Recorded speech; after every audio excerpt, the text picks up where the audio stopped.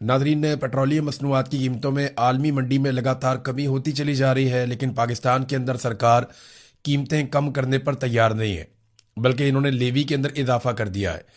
आलमी मंडी में जो रिलीफ मिला था, इस पे वादा किया था वफाकी वुज़रा ने कि जैसे ही आलमी मंडी में पेट्रोलियम मसनूआत की कीमतें कम होंगी, फौरी तौर पर रिलीफ अवाम को मुंतकिल किया जाएगा।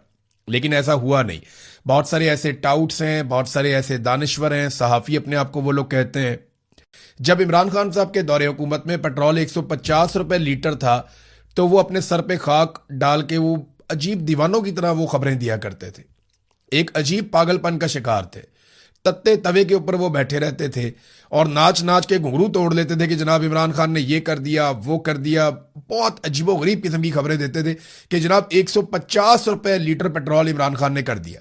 हालांकि उस वक्त आलमी मंडी में पेट्रोलियम मसनूआत की कीमतें $100 फी बैरल से ज्यादा थी। तो इमरान खान साहब 150 रुपए फी लीटर दे रहे थे, तो ये बहुत रोते पिटते थे, मातम करते थे, नोहे करते थे। और आज आलमी मंडी में जो पेट्रोलियम मसनूआत की कीमतें हैं वो लगभग $70 फी बैरल के करीब पहुंच गई हैं। जंग से पहली वाली पोजीशन से भी नीचे चली गई। लेकिन ये पाकिस्तानियों को रिलीफ देने के लिए किसी सूरत भी तैयार नहीं है, बल्कि उनकी जेब के ऊपर लगातार डाका डाल रहे हैं। एक बड़ी अजीब चीज मैं आपको बताता हूं, पूरी दुनिया में जो जहाजों में इस्तेमाल होने वाला तेल होता है वो काफी रिफाइंड तेल, बड़ा शानदार पेट्रोल होता है जो जहाजों में इस्तेमाल होता है, उसे जेट फ्यूल कहते हैं। बड़ा आला क्वालिटी का बहुत शानदार तेल होता है, जेट फ्यूल उसे कहते हैं। क्योंकि जहाज के इंजन के साथ आप तजुर्बा नहीं कर सकते ना, वो तो कई हजार फुट की बुलंदी के ऊपर उड़ रहा होता है। लिहाजा जेट फ्यूल पूरी दुनिया में एक महंगा फ्यूल है। आप अमेरिका में चले जाएं तो आपको बहुत महंगा मिलता है, आम फ्यूल आपको सस्ता मिलता है। यूरोप में चले जाएं, आप इंडिया में देख लें, बांग्लादेश में देख लें, दुनिया के किसी भी मुल्क का आप नाम लीजिए तो जेट फ्यूल महंगा होता है, आम आदमी का फ्यूल सस्ता होता है। लेकिन पाकिस्तान एक ऐसा अजीब मुल्क है जहां पे जेट फ्यूल को बार बार सस्ता किया जा रहा है, क्योंकि माफियाज जो हैं वो अब एयरलाइंस के मालिक हैं। पाकिस्तान एयरलाइन, जिसे पीआईए आप कहते हैं, अब पाकिस्तान एयरलाइन नहीं बल्कि अब तो प्राइवेट एयरलाइन है, पी से प्राइवेट अब आप उसे कर लें। तो जो पाकिस्तान एयरलाइन है वो भी फौजी फाउंडेशन को दी गई है, उनके साथ और भी दीगर पार्टनर्स हैं।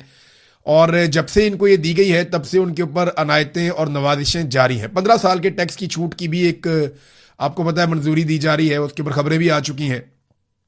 और इसके अलावा अब रोजाना की बुनियाद के ऊपर जेट फ्यूल को सस्ता कर दिया जाता है। पाकिस्तान एक ऐसा मुल्क है जहां पे मोटरसाइकिल में डालने वाला जो पेट्रोल है वो 1 लीटर आपको मिलता है 300 रुपए का, जबकि जो जेट फ्यूल है वो आपको मिलता है 231 रुपए का।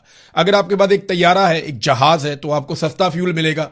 लेकिन अगर आपके पास एक मोटरसाइकिल है तो फिर आपको महंगा फ्यूल मिलेगा। ये नादरीन पाकिस्तान में सूरत हाल है। अभी मजीद सस्ता कर दिया, यानी 7 रुपए 15 पैसे की मजीद कमी कर दी है, जबकि लेवी के अंदर इजाफा कर दिया मौजूदा हुकूमत ने। अच्छा, दावे ये करते हैं कि हमने तो आवाम को रिलीफ दिया है। तो इस पे किस्मत खान साहब ने बड़ी अच्छी एक रिसर्च निकाली है। ओवरऑल ये फैक्ट्स हैं जो हुकूमत के अपने आदादो शुमार है।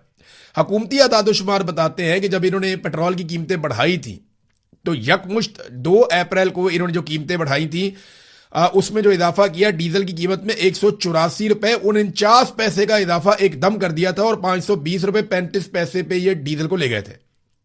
जब बढ़ानी थी तो ऐसे बढ़ा रहे थे। और जब पेट्रोल का इजाफा किया उसी दिन तो 137 रुपए 24 पैसे का इजाफा करके 458 रुपए 41 पैसे फी लीटर पे इन्होंने पहुंचा दिया था।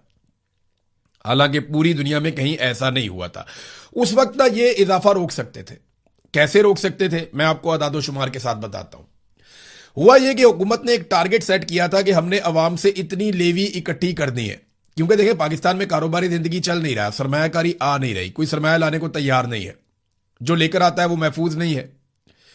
तो फिर आपको पेट्रोल के ऊपर लेवी लगानी पड़ती है, बिजली का यूनिट महंगा करना पड़ता है, लोग 1 यूनिट इस्तेमाल करें तो 4 यूनिट का बिल देना पड़ता है, आपको गैस महंगी करनी पड़ती है। ये सारा कुछ मियां नवाज शरीफ, शहबाज शरीफ और आसिफ जरदारी, पीपल्स पार्टी और परवेज मुशर्रफ का किया धड़ा, जिन्होंने बड़े खौफनाक किस्म के आईपीपी पाकिस्तान में लगा दिए थे। अब मामला यह है कि जो 12 महीने का हदफ था इनका, जो लेवी इन्होंने इकट्ठी करनी थी, वो इन्होंने 1 महीना पहले ही पूरा कर दिया था हदफ। यानी इन्होंने जितनी लेवी इकट्ठी करनी थी वो कौम से पहले ही इकट्ठी कर ली थी।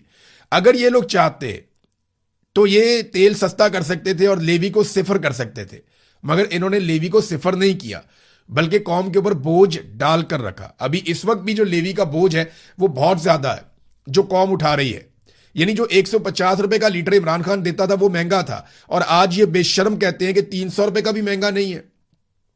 ये कैसे हो सकता है? फिर ये कहते हैं जनाब डॉलर की कीमत बढ़ गई। तो डॉलर की कीमत इमरान खान ने तो नहीं बढ़ाई, वो तो आपने बढ़ाई है। अगर पैसा डी वैल्यू हुआ तो वो तो आपके दौर में हुआ। जब सरमाया निकल जाएगा किसी मुल्क में से, लोग सरमायाकारी नहीं करेंगे, बाहर से पैसा नहीं आएगा, तो फिर यही होगा ना, आपका पैसा डी वैल्यू हो जाएगा। और वो जो पैसा डी वैल्यू हुआ वो भी अब आपके खाते में ही पड़ेगा। लिहाजा आपको पेट्रोल 150 रुपए लीटर से सस्ता करना पड़ेगा, जिस वादे और दावे के साथ आप पाकिस्तान में इक्तदार में आए थे। वैसे तो आप बड़े लंबे अरसे से इक्तदार में। अब इसहाक डार का नया स्टेटमेंट सुन के ना आपके जिस्म में आग लग जाएगी। इसहाक डार ने कहा कि पाकिस्तान के लिए दुआ करें, यहां से तेल भी निकलेगा और सोना भी निकलेगा। कौम को दुआओं पे लगाया हुआ है, खुद दिहाड़ियों पे लगे हुए हैं।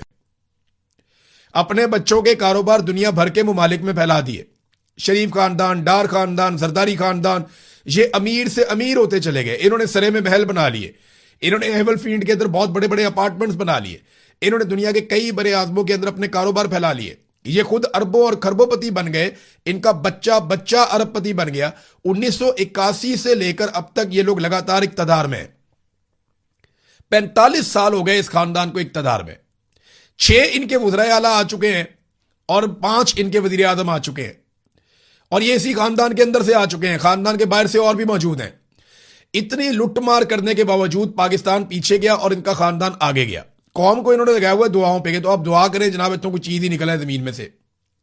इस जमीन में से सोना खालिस भी निकला है ना, इस जमीन में से दुनिया के बेहतरीन हीरे भी निकल आए, इस जमीन में से दुनिया के सारे खजाने भी निकल आए ना, तो पाकिस्तान की मिलिट्री एस्टेब्लिशमेंट पाकिस्तानियों को हवा भी नहीं लगने देगी, जैसे बलूचिस्तान में होता है। बलूचिस्तान में ऐसे मादनियात निकल रही हैं, कबायली इलाकों में ऐसे मादनियात निकल रही हैं, हर चीज के ऊपर हमला हो सकता है, मादनियात पे हमला नहीं होता। मादनियात को पूरी सिक्योरिटी के अंदर निकाला जाता है और अपने आकाओं को बेचा जाता है। वो पैसा कहां जा रहा है, कोई देगा जवाब? स्मगलिंग का पैसा कहां जा रहा है, कोई देगा जवाब? ये जितनी यहां पे मंशियात लगाई जा रही है पाकिस्तान में, बलूचिस्तान में और खैबर पख्तूनख्वा के कबायली इलाकों में, वो कौन लगवा रहा है? उसकी ट्रांसपोर्टेशन कैसे होती है? वो बरामचा की मंडी तक कैसे जाती है, जहां पे जाके मंशियात के अंदर बाकायदा प्रोसेसिंग होती है? वहां से निकल के पूरी दुनिया में कैसे फैलती है? हवाई अड्डों से कैसे वो जाती है दूसरी दुनिया के अंदर? समुद्री रस्तों से वो कैसे जाती है? और ये पैसा कहां जा रहा है, कोई देगा जवाब? पूरे मुल्क पे कब्जा किया हुआ, एक एक चीज को पैसा बनाने के लिए इस्तेमाल कर रहे हैं, और ऊपर से लेकर नीचे तक लुटमार। सबसे बड़ी लुटमार पाकिस्तान की मिलिट्री एस्टेब्लिशमेंट, उसके बाद ये पॉलिटिकल माफिया, और इनके नीचे बेशुमार ब्यूरोक्रेट्स जिन्होंने अपने पूरे पूरे खानदान पाकिस्तान से बाहर सेट किए। उनको पता है पाकिस्तान हमने इस काबिल छोड़ा ही नहीं कि यहां पे हम अपने बच्चों को, अपने खानदानों को पाकिस्तान में रख सकें। वो एक आदमी जो लड़ता जा रहा है वो जेल के अंदर पड़ा हुआ, उसकी आंख भी खराब कर दी, उसकी सेहत भी खराब कर दी, उसकी बीवी को भी पकड़ के जेल में डाल दिया, रिश्तेदारों को पकड़ के जेल में डाल दिया, सारी पार्टी टूट फूट का शिकार कर दी, बेड़ा गर्क कर दिया। कौम उसके साथ खड़ी है और वो आदमी अकेला जेल काट रहा है और इंतहाई तकलीफ के अंदर है, लेकिन वो हार नहीं मानता।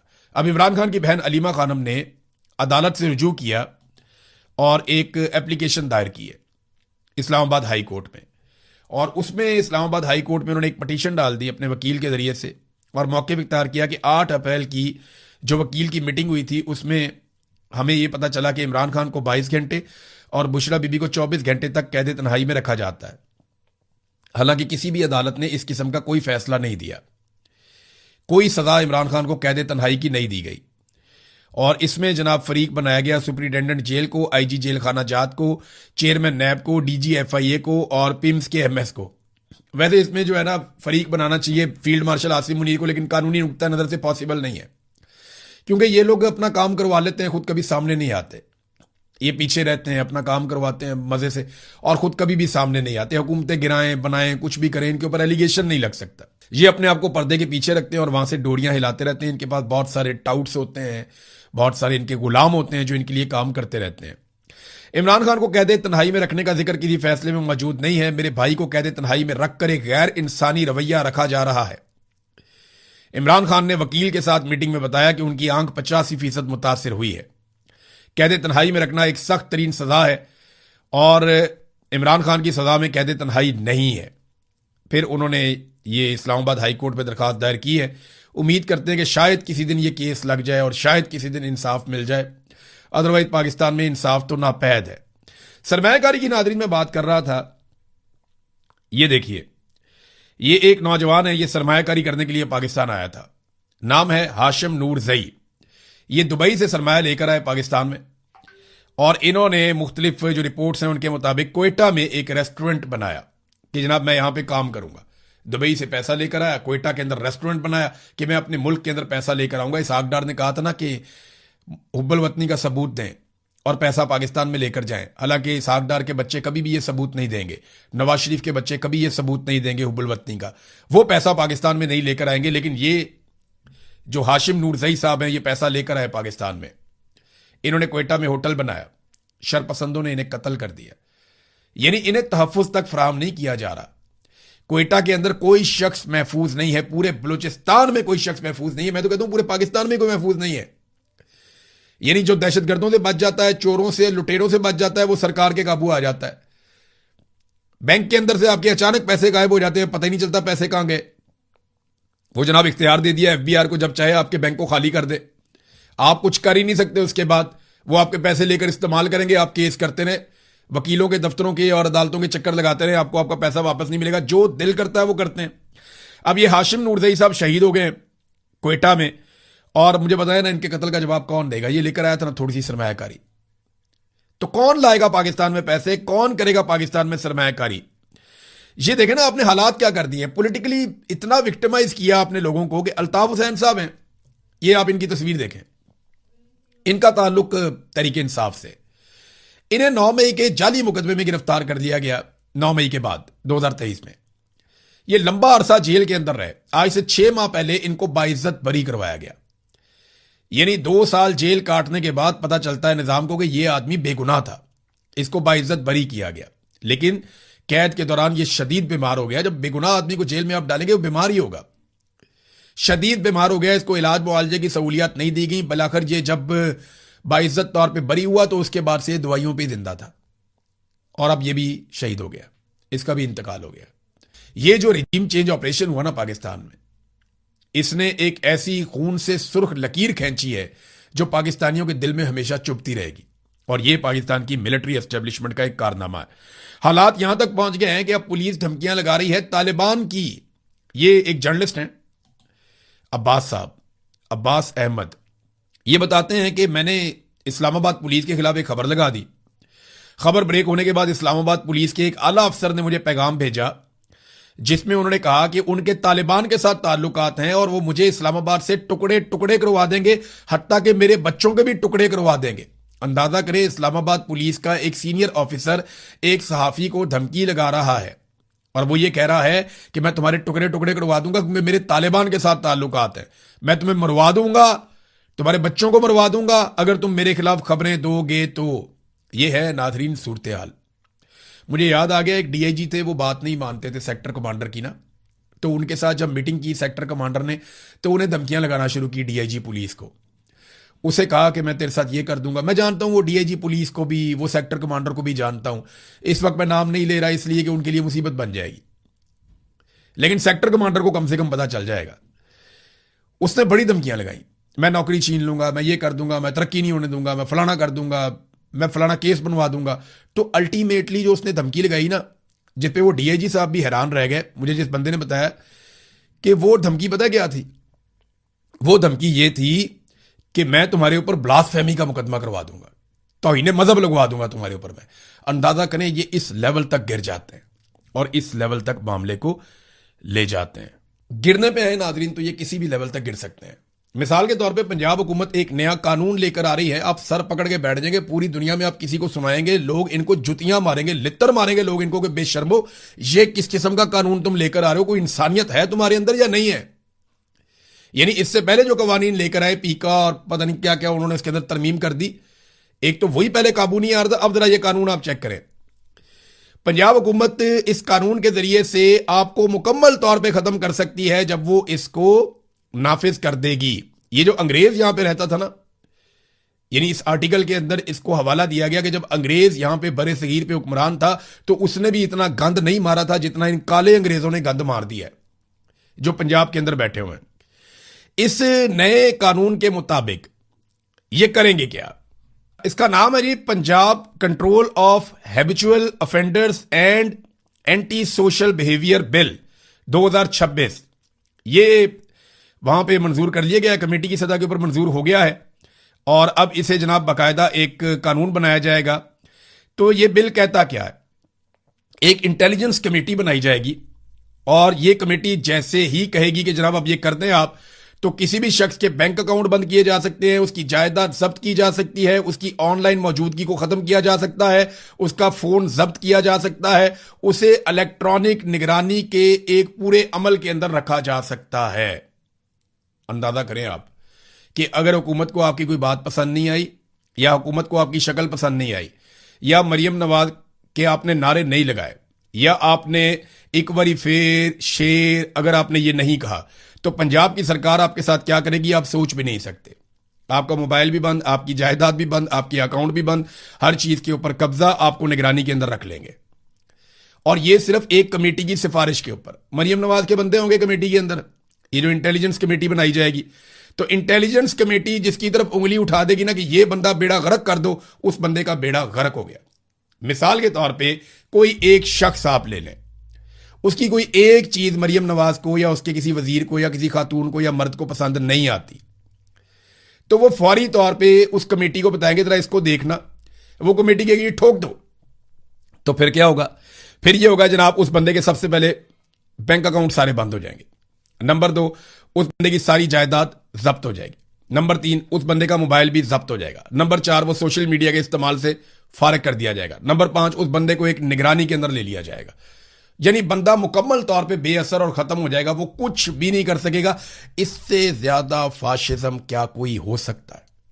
मैंने तो आज से पहले नहीं सुना, लेकिन ये एक नया रिकॉर्ड भी नवाज शरीफ की बेटी टिकटॉकर मरियम नवाज साहिबा के खाते में पड़ने जा रहा है। तो कमाल हो गया नादरीन।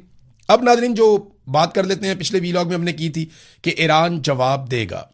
पहला ऐसा हुआ कि 2 मरतबा ईरान ने जवाब नहीं दिया और कतर, पाकिस्तान, मिस्र वगैरह ने रोका, लेकिन अब ईरान ने जवाब दिया है। ईरान ने अमेरिका को कहा कि उन्होंने जंगबंदी की खिलाफ वर्जी की है और ईरान के ऊपर बमबारी की है, जो मैंने आपको पिछले वीलॉग में रिपोर्ट किया था। उसके बाद अब ईरान ने जवाबी हमला बहरीन में किया है और अमेरिका ने आबनाए हुर्मुज़ में तजारती जहाज पर हमले का इल्ज़ाम आयद किया था ईरान के ऊपर और ईरान के मिसाइल और ड्रोन स्टोरेज और साहिली रेडार साइट्स को निशाना बनाया था। अब ईरान ने जवाबी कार्रवाई की है और जवाबी कार्रवाई के लिए उसने बहरीन का इंतखाब किया है। बहरीन का इंतखाब इसलिए किया कि वहां पे अमेरिका के काफ़ी ज़्यादा मिलिट्री एसेट्स हैं। अब नुकसान कितना हुआ इसके बारे में अभी कोई इतला नहीं आ रही, लेकिन वहां पे धमाके सुने गए हैं, आग के शोले बुलंद होते हुए देखे गए हैं और इस किस्म की कोई वीडियोस और तस्वीर जो है वो मंजर-ए-आम पे आई हैं। तो ईरानी जो जराए हैं वो ये दावा कर रहे हैं उन्होंने अमेरिका का वापस नुकसान किया है, जबकि अमेरिकन जराए अभी खामोश हैं। जब अमेरिका में दिन चढ़ेगा तो पता चलेगा कि वो इसके बारे में क्या कहते हैं। तो एक आखिरी खबर नाज़रीन मैं आपको और बता दूं कि सुप्रीम कोर्ट ऑफ पाकिस्तान ने 2 हफ्तों का वक्त दिया था इस्लामाबाद हाई कोर्ट को और ये कहा था कि ईमान मजारी और हादी अली चट्टा की जो सजा मुअत्तली की दरखास्तें इनके ऊपर फैसला दिया जाए। अब कानून के मुताबिक तो ये होना था कि दोनों मियाँ बीवी को बाहर आ जाना चाहिए था कि एक ट्वीट के ऊपर 17 साल की सजा तो नहीं होती। तो ईमान मजारी और हादी अली चट्टा को आज़ादी देने की बजाय ये मामला 6 हफ्तों से लटका हुआ है। सुप्रीम कोर्ट के फैसले की सिर्फ इतनी औकात और वक़्त है कि हाई कोर्ट ने 2 हफ्ते का टाइम मिलने के बावजूद 6 हफ्ते लगा दिए हैं और अभी तक कोई फैसला नहीं आया। यह है पाकिस्तान में जुडिशरी की सूरत हाल। तो कौन लेकर आएगा सरमायाकारी? कोई पागल है, कोई बेवकूफ है, उसके सर के ऊपर सींग है, वो सरमायाकारी लेकर पाकिस्तान आ जाएगा। ना अदालतें काम कर रही हैं, जिसको दिल करता है जहां मर्जी मार देते हैं। ओवरसीज के बच्चे पाकिस्तान में मारे जा रहे हैं, जिसको दिल करता है उठाकर ले जाते हैं, जिसको दिल करता है जबरी तौर पर लापता कर देते हैं, जिसको दिल करता है जो है उसका कारोबार छीन लेते हैं। एक अजीबोगरीब कानून पंजाब में लेकर आ गए हैं, जब दिल करता है किसी का भी अकाउंट बंद करके वहां से पैसे निकाल सकते हैं। तो ऐसे माहौल में कोई भी सरमाया नहीं लेकर आता, कोई पागल नहीं होता। तो सरमायाकारी लाने के लिए सरमायाकारी वाला माहौल बनाना पड़ता है।